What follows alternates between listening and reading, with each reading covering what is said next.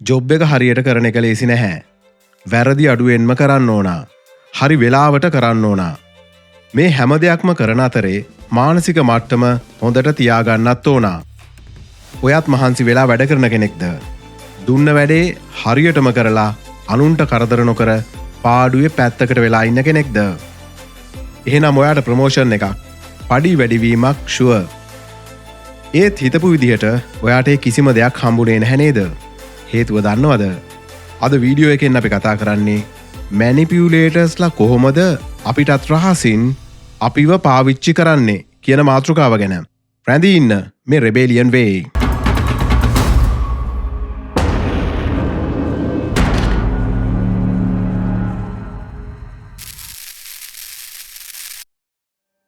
ඔයාටත් මෙහෙම වෙලා තියෙනවද? මහන්සි වෙලා වැඩ කරනවා. ඔයාගේ අදහස් සුපර්වයිසර්ට මැනේජ්මන්ට් එකට කියනවා. එයාලත් ඔයාව අගය කරනවා. සතියක් යනවා, මාසයක් යනවා, ඔයාගේ අදහස් ගැන කිසිම කතාවක් නැහැ. ඒත් මාස 6කට විතර පස්සේ ඔයා කියපු දේම වෙන කෙනෙක් හොයාගත්තා වගේ මැනේජ්මන්ට් එකෙන් කියනවා. ඒවා ක්‍රියාවටත් නං වෙනවා. ඔයා ඒ ගැන අහන්න ගියාම එයාලා හැසිරෙන්නේ එහෙම දෙයක් ඔයා කිව්වේ නැති ගානට. අපි හිතන් ඉන්නේ මෙහෙම වෙන්නේ මැනේජ්මන්ට් එකේ අවුලක් හින්දා කියලා. නැහැ. මේ තමයි මකිය විලියනිසම්. මේ සියල්ලම හසුරවන්නේ බොහෝ දුරට එක පුද්ගලයෙක් වෙන්න පුළුවන්. තත්වය, බලය, පාලනය වෙනුවෙන් න්යාල කරන්නේ පහළ ඉන්න අයව කොටවන එක. මේක ලංකාවට වැඩිය වෙන රටවල ජීවත් වෙන ලාංකිකයන්ට අත්විඳින්න සිද්ධ වෙනවා. ඔයාගේ යාළුවෙක් දන්න කෙනෙක් ඉන්නවා නම් අහලා බලන්න මෙහෙම වෙනවද කියලා. මේක වෙන්නේ මෙහෙමයි. ලංකාව වගේ සංස්කෘතියක් එක්ක හැදෙන රටවල ලස්සන වගේම භයානක වචනයක් නිතරම භාවිතා වෙනවා. මේ වචනය තමයි සමගිය. ඉතින් අපි වැඩ කරන තැන වුණත් නිතරම සමගිය පවත්වාගෙන යන්න උත්සාහ කරනවා. කෙනෙක් අපිට මොනවා හරි කිව්වත්, කෙරුවත් කටවහගෙන ඉන්නවා. සමගිය ආරක්ෂා කරන්න මැනේජ්මන්ට් එකෙන් මොන දේ කිව්වත් අපි ඒකට විරුද්ධ වෙන්නේ නැහැ. මේවට විරුද්ධ වුණොත් රස්සාව නැති වෙයිද? විරුද්ධ නොවී ඉඳලා මේ විදිහට පෑගෙන්න පුළුවන්ද? මේ දෙකටම හරියන උත්තරයක් නැද්ද? උත්තරයක් තියෙනවා. නමුත් උත්තරය හොයන්න අපිට පොඩි දෙයක් ඉගෙන ගන්න වෙනවා. ඒ තමයි ඇන්ත්‍රොපොලොජි, මානව විද්‍යාව. ඇයි අපිට රස්සාව නැති වෙයි කියලා බය හිතෙන්නේ? එඩ්වර්ඩ් ටී හෝල් කියන ඇන්ත්‍රොපොලොජිස්ට් ලෝකයේ තියෙන සංස්කෘතීන් කොටස් දෙකකට බෙදනවා. එකක් high context environments. ලංකාව, ඉන්දියාව වගේ රටවල තියෙන්නේ high context environments. අනික තමයි low context environments. Australia, UK, US වගේ රටවල තියෙන්නේ low context environments.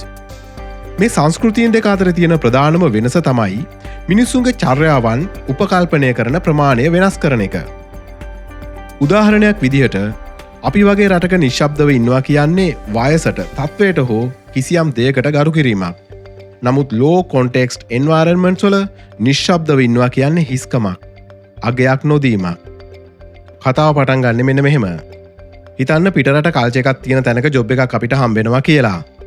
මෙතන ඉන්න මකියවිලියනිසම් පර්සනැලිටිස් හොයන්නේ අපි වගේ හයි කොන්ටෙක්ස්ට් එන්වයරන්මන්ට්ස් වල ඉන්න කට්ටියව. අපේ ආචාරශීලීත්වය එයාලා දකින්නේ පරිණත නැති අය විදිහට. ඒ වගේම එයාලා දන්නවා අපිව ලේසියෙන්ම පාලනය කරන්න පුළුවන් කියලා. නමුත් එයාලා අපිව පාලනය කරන්නේ පාගගෙන, අපිට බැනලා යටත් කරගෙන එහෙම නෙමෙයි. මෙන්න මේ විදිහට.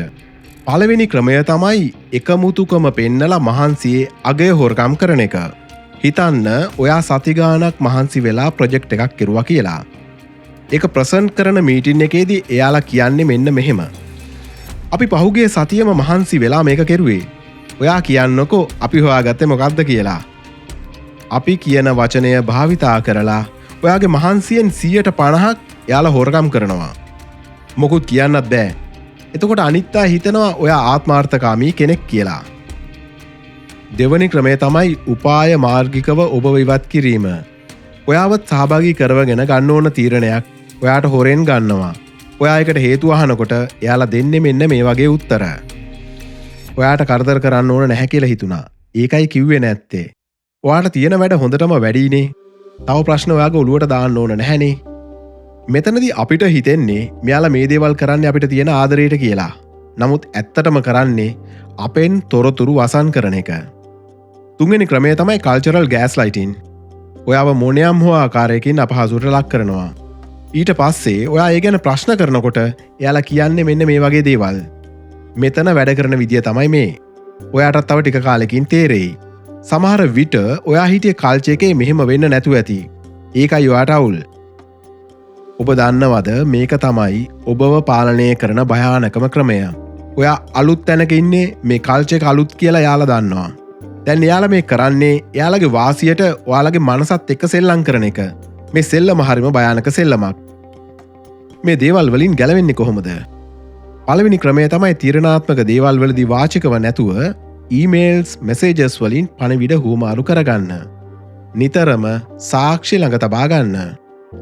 දෙවනි ක්‍රමය තමයි ඕනෑවට වැඩිය හොඳ කෙනෙක් කියලා පෙන්නන මේ වචන භාවිතා කරන එක නවත්තන්න. I just wanted to check. Sorry to bother you. I might be wrong, but මෙන්න මේ වගේ දේවල් වෙනුවට පොයින්ට් එකට කතා කරන්න ඉගෙන ගන්න. Based on the data from last week, here is the direction. මේ වගේ කියනකොට එයාලා දන්නවා අපි කතා කරන්නේ අපිව පාත් කරගෙන නෙමෙයි කියලා. අපි එක අඩියක් අපිව පාත් කෙරුවොත් එයාලා තව අඩි 10ක් අපිව පාගනවා. අලුත් තැනක අලුත් රටක රැකියාවකට යනවා කියලා අපේ තියෙන හොඳ ගුණාංග නැති කරගන්න ඕන නැහැ. නමුත් ඒවා පාවිච්චි කරලා අනිත් අයට අපිව ඕනෑවට වැඩිය පාලනය කරන්න දෙන්නත් හොඳ නැහැ. ජීවිතේ තියෙන සමහර දේවල් හදලා තියෙන්නේ අපිට නිදහසේ සතුටින් ඉන්නම නෙමෙයි. අනිත් අයට අපිව පාලනය කරන්න ලේසි කරවන්න. පිටට මොනතරම් හොඳට පෙනුනත් ඒවා අපිව අසීමිතව පාලනය කරනවා නම් ඔබට අයිතියක් තියෙනවා ඔබ වෙනුවෙන් කොන්දේසි විරහිතව පෙනී ඉන්න. ඔබ වෙනුවෙන් පෙනී ඉන්න දෙවරක් හිතන්න එපා. ගිහින් එන්නම්. ආයුබෝවන්.